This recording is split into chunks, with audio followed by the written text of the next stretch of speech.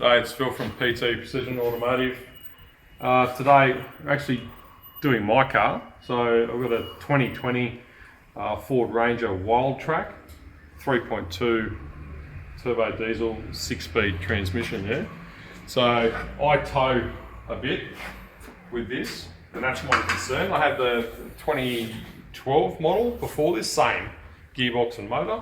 I never had any issues, but I'm towing near a 3-ton caravan with it, and you know it hasn't got a real good cooler on it. Yeah, that's the transmission cooler. Yeah, it runs obviously cooling system through it as well to try and cool down the automatic transmission oil.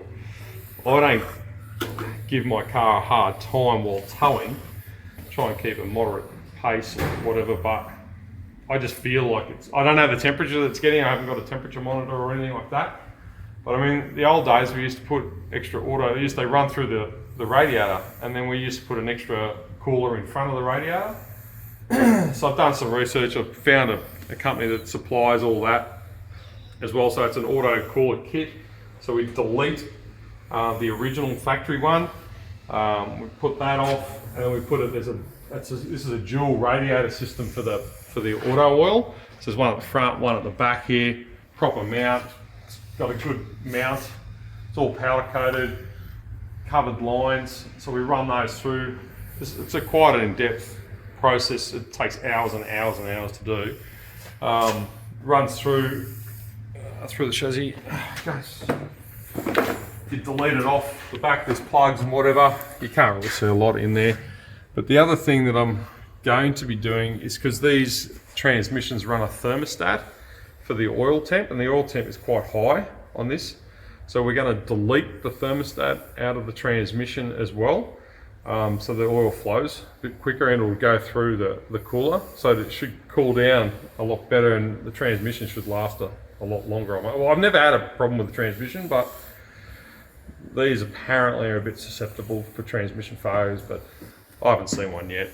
And Ford will tell you, that they're designed to tow 3-ton easily and will do it. This is just a precaution for me. You can get a bigger pan as well, like a deeper pan, so more oil. I would like to do that as well, but it's not available at the moment. It's still coming because of COVID. It's not coming in to the country at the moment, but I might do that later. Another couple of litres of oil.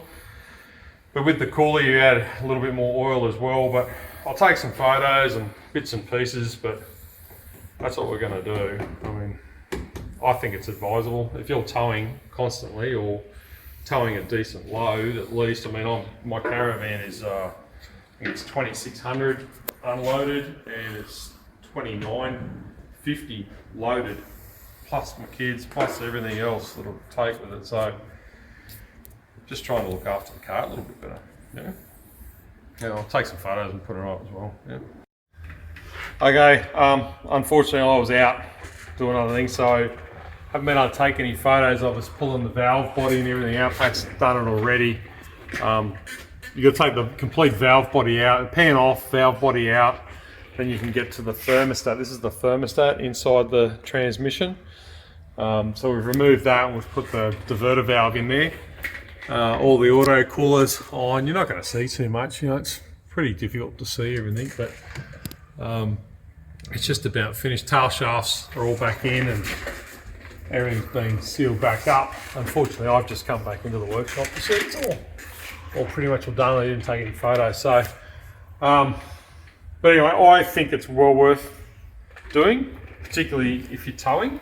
Old school days, old Falcons and Holdens and stuff like that. I mean, if you didn't put a cooler on them, at least on the transmissions, you'd cook the transmission, and this is the same principle basically. I'm just trying to keep the transmission cooler. I could put a temperature gauge in the transmission, incorporate it into it, but I really don't want to fucking be looking at everything as it goes. I'm just trying to help it. I presume this will help it quite well. So although I'm not going to know before and after temperatures, but I'm just doing it because I know basically. So I'll try to, I don't choose to know everything. But I reckon it's a good thing, yeah? So, but it's a bloody job and a half to do. It's a full day job in doing everything. So anyway, he's nearly finished. Front end's still got to go on and all that sort of stuff, but that's the thermostat in the transmission. So that's what you're looking for in there, but I wouldn't advise undertaking this if you don't have any mechanical knowledge at all. So, yeah, all right.